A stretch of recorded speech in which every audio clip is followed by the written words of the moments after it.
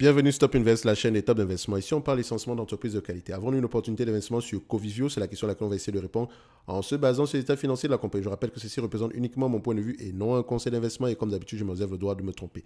C'est une demande spéciale d'un abonné Top Premium. Je rappelle que le lien vers le service Top Premium est dans la description de la vidéo. Vous avez également la top newsletter gratuite qui est en description de la vidéo. Donc, je vous encourage à aller la lire ici parce qu'on a parlé des rates dernièrement. On a même fait une vidéo sur les rates dernièrement. Vous tapez juste analyse secteur, vous mettez Top Invest, vous pouvez mettre rate à côté. Voilà, vous allez retrouver cette vidéo en question.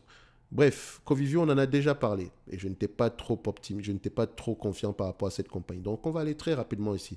Immobilier de bureau, peut-être également on a d'autres actifs derrière, je n'en sais rien du tout dans tous les cas de figure. Ce que je vois ici, c'est que les rates sont assez prévisibles du point de vue AFFO ici. Ici, je vois que les AFFO auront tendance à diminuer, les FFO plutôt, parce qu'en termes de AFFO, on n'a même pas d'informations par rapport à ça, en termes de prévision, en tout cas sur cette plateforme. Donc, je vais prendre les FFO ici comme raccourci, un proxy assez rapide. Donc, on voit ici on s'atteint une diminution. Les AFFO peuvent diminuer, mais les FFO, d'accord, devraient au moins rester stables. Maintenant, on peut aller regarder, ça peut être dû au fait que les bénéfices nets aient augmenté. Comme je dis ici, là sur FastGraph, on a des FFO ici du point de vue des FFO par action. FFO, c'est un peu comme cash flow opérationnel. OK? Flux de trésorerie opérationnel ici, si vous voulez. Donc, vous allez voir ici, est-ce que le niveau le nombre d'actions a augmenté? Ouais, ça peut également avoir joué. OK?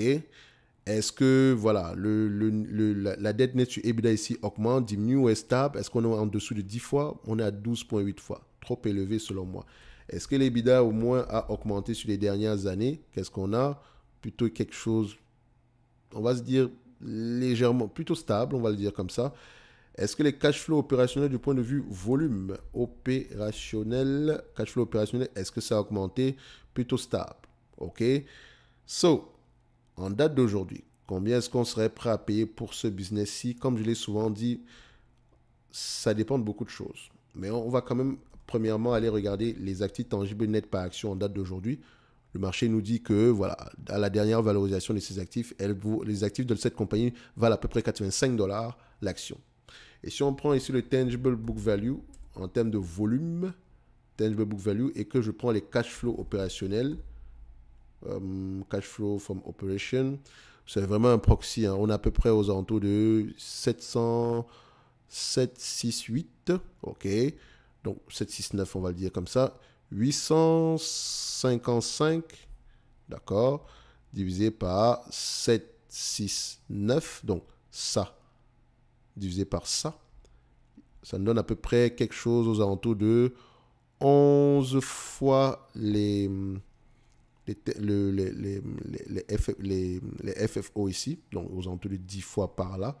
Donc, quand on a à peu près ce niveau de valo là, ça veut dire que le marché déjà n'apprécie pas trop ces actifs. OK? Et quand on va le voir ici, on remarque ici que c'est un business en date d'aujourd'hui. Si on le prend à 10 fois les FFO, on a à peu près quelque chose de correctement évalué sans plus. Même si, voilà, 39 €, 42 €, c'est à peu près la même chose. Mais on s'attend à une légère diminution ici. OK, attendez. Il y a quelque chose qui ne fonctionne pas ici.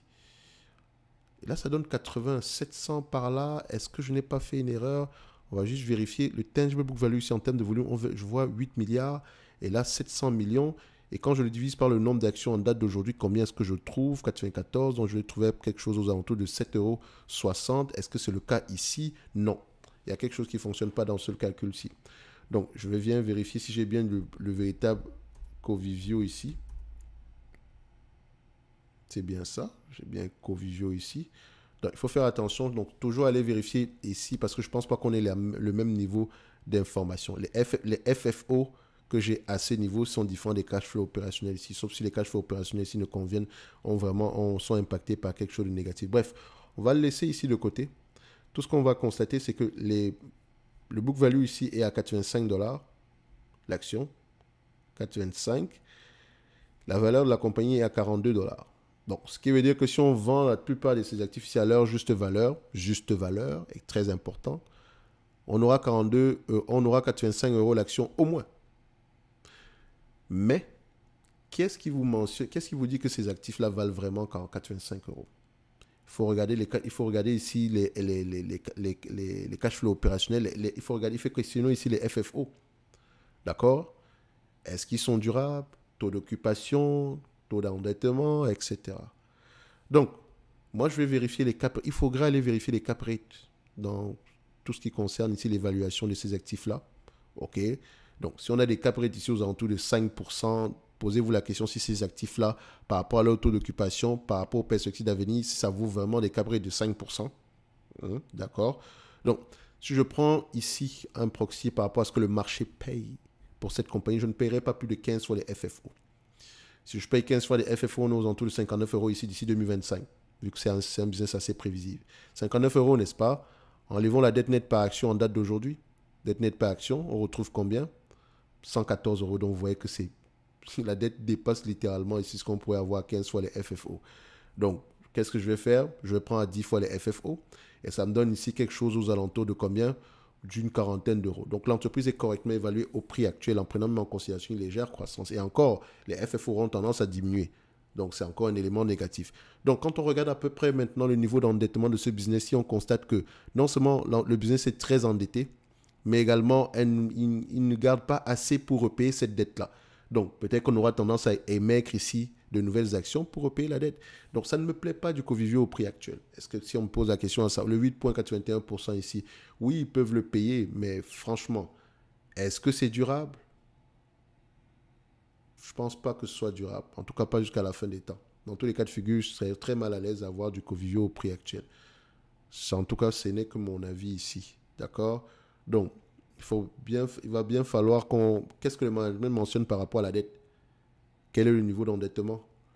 Quels sont les taux d'intérêt moyens de cette dette? La maturité, les covenants sur la dette.